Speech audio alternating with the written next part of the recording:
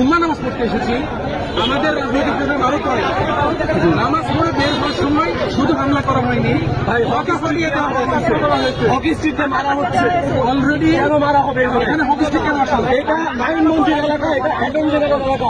তারা সংবিধান থেকে এটা কোন সংবিধানের নিয়মের মধ্যে পড়ে যে তারা গায়ে হাত তুলবে আমাদের?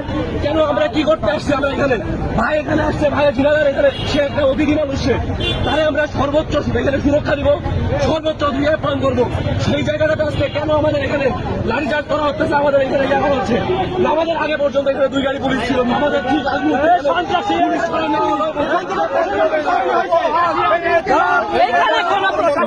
না।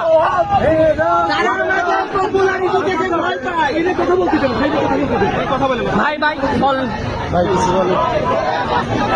এই ঘটনায় আপনি কোনো মন্তব্য করবেন কি?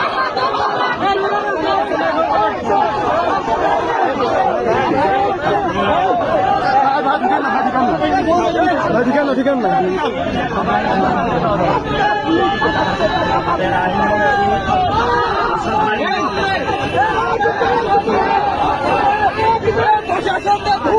আমাদের আইনমন্ত্রী আসাদুজ্জামানের নেতৃত্বে আমরা মসজিদ থেকে বের হওয়ার পরে ছাত্র দলের হকি স্টিক দিয়ে আমাদের উপর সশস্ত্র হামলা চালাতে পারছে এবং এখানে ইসলামী বিশ্ববিদ্যালয় ছাত্র দলের